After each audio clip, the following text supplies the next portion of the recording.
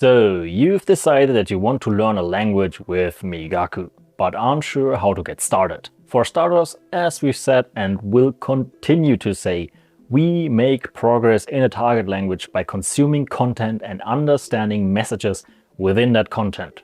Right away, this tells us that the vast majority of our time should be devoted to input, which is listening to, reading, and/or watching things in our target language. In this video, we'll first talk about what you should do to prepare yourself for reading, watching, and listening to your target language. Then we'll go over how your goals, interests, mood, and current level of ability might affect how you choose to spend your time. And lastly, we will make concrete recommendations about how much you should do each of these activities depending on your general level of ability in your target language. But what if I'm not ready for input yet? If you don't yet feel ready to consume content in your target language, then focus on completing our Migaku Fundamentals and Academy courses. These courses will teach you the most common 1,500 or so vocabulary words and around 300 or even a bit more of the most common grammar points in your target language. So by the time you finish studying these courses, you'll be able to understand about 80% of the words you see in the content you consume. If Migaku courses are not available for your target language yet, then we recommend finding a good resource that you can use alongside Migaku while learning the most common words and grammar patterns in your target language. But don't worry, we are working hard on quickly releasing fundamentals and academy courses for all the languages Migaku supports. We recommend that while you're studying the fundamentals and academy courses, that you also begin dabbling in watching content in your target language with subtitles in your native language enabled. This will allow you to begin building the habit of watching content in your target language and also allow you to discover a wide variety of content that you find interesting and that you can study with when you finish the courses. But what if I want to learn to speak or write? We have a dedicated video about speaking and writing, which we refer to as outputting later in this series. So be sure to check it out if you're interested in our recommendations. However, even if your main interest lies in outputting your target language, this video still is relevant to you. This is because before you can learn how to speak and write your target language, well, you first need to learn to understand it well. From our experience as language learners and from working with thousands of other language learners over the years, we know that you'll progress much more quickly if you first focus on building comprehension through listening and reading, and then later focus on output. That being said, if you have opportunities to output in your target language in a social setting, even if you're just starting out and you think it will be a lot of fun to do, so then you should go ahead and do it. The most important thing you need to do is to find a sustainable and enjoyable way to interact with your target language. And if that means that at times outputting in a social setting and having a bit of fun, then that's great. Just know, however, that your outputting ability is fundamentally tied to your input ability. So most of your time spent studying your target language should be spent with input when you're just starting out. So, after you have finished the fundamentals and academy courses, or otherwise learned the core vocabulary and grammar of your target language and entered the input stage, how do you decide on an input schedule or strategy? To make this decision, there are 4 main factors to consider: your goals, your level, your interests, and lastly, your mood. Naturally, when deciding how to divide our time between listening and reading, the first thing to consider is what your goal is. Well, obviously. For example, if your goal is only to be able to read novels, then in that case you should probably invest more time into reading. On the other hand, if your goal is to be able to watch audiovisual content without subtitles, you should invest much more time into listening than reading. But even if your goal is specifically to be able to read or watch certain content, there is still value in investing some time into the other skill. This is because both skills can, to a certain degree, assist in your ability to improve the other. For example, if you learn a new word while reading and then subsequently hear it in your listening immersion, this will strengthen your memory of that word and will improve your ability to recall it regardless of where you see it.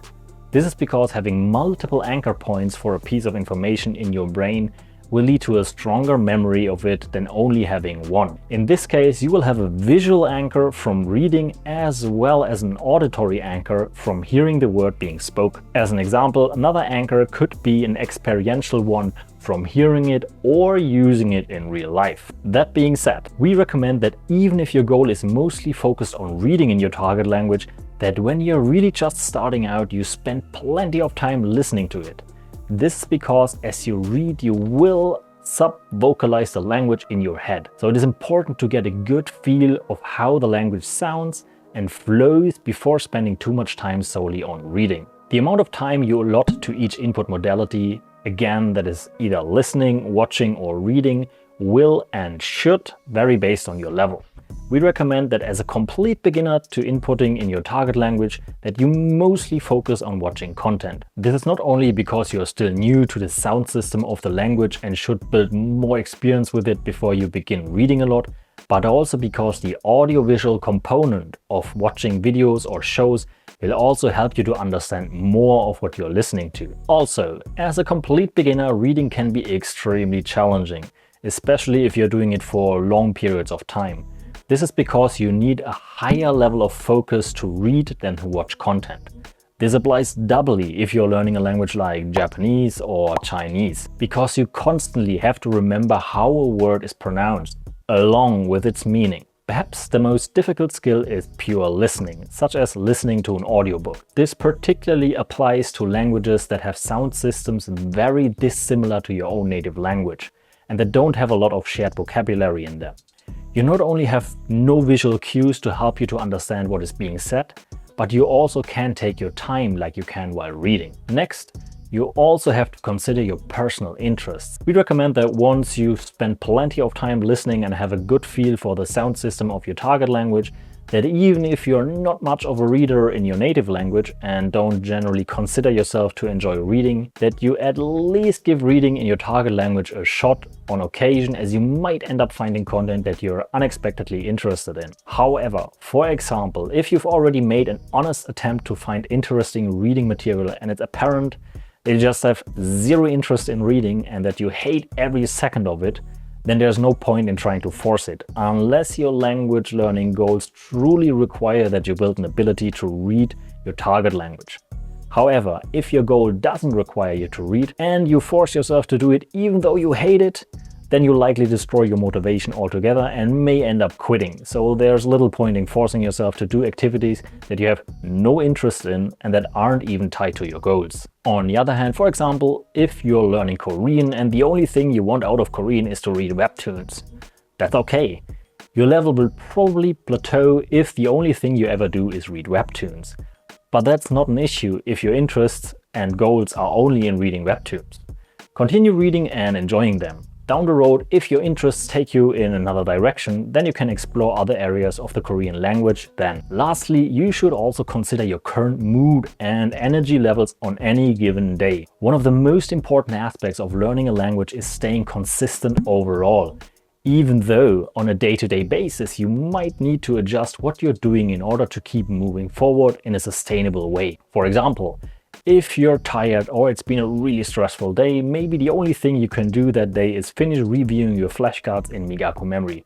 That's okay, and everybody has days like that. Or maybe it's a weekend when you just want to relax, so you might focus primarily on the input modality you are most comfortable with and enjoy most on that weekend. Perhaps it's only when you're having a good day and feel full of energy that you sit down and do intensive reading or intensive listening, even if it's an activity that you find more difficult or less enjoyable to do. Again, depending on your goals, at times you might simply have to engage with the activities that you're least interested in or find the most difficult. So try to approach those activities more on the days you feel best and less on the days when you don't. Basically, the point is that you likely won't be doing the same thing every single day.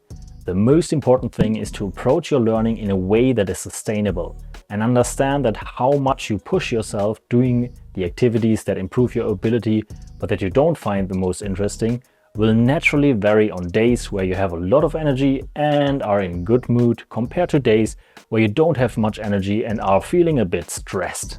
That's nothing to be ashamed of, and it's completely and entirely natural.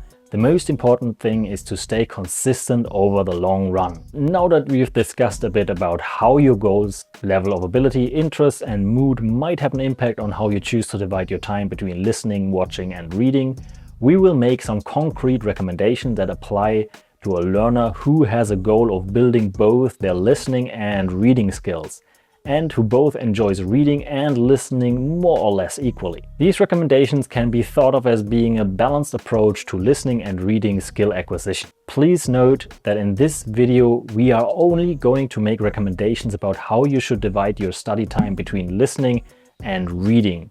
In other videos in this series we will talk in more detail about how to split your reading and listening time up between extensive and intensive listening, as well as strategies you can use to get started with listening and reading when you are a complete beginner. So, we generally recommend starting with just listening to build familiarity with your target language's sound system. It's probably good to listen for at least 50 to 100 hours before you begin reading. You can start listening by simply watching videos in your target language with subtitles in your native language. When you've already listened for about 50 to 100 hours and also learned about 500 words, we recommend that you start reading for about 30% of your total time spent with input practice. You can begin with either simple graded readers or reading the target language subtitles in simple target language content, such as the videos we recommend in our beginner playlists, which are linked in the video description. Once you've learned a few thousand words, you might choose to increase your reading time to about 40% of your total time spent with input practice.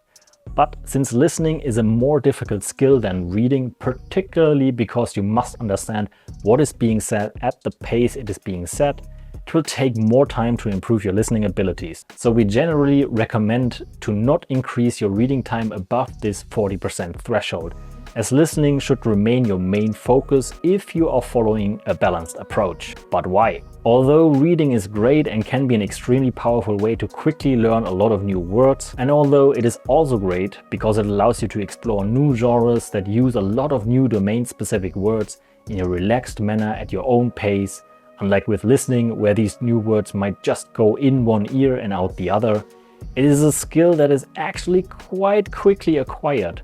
It will simply take reading a few dozen books to build a pretty solid reading ability. But listening, on the other hand, will require thousands of hours of practice to become very proficient at. We hope that this video has helped you structure your own learning plan by introducing you to the key factors that should help you to decide how much time you spend watching and listening in comparison to reading.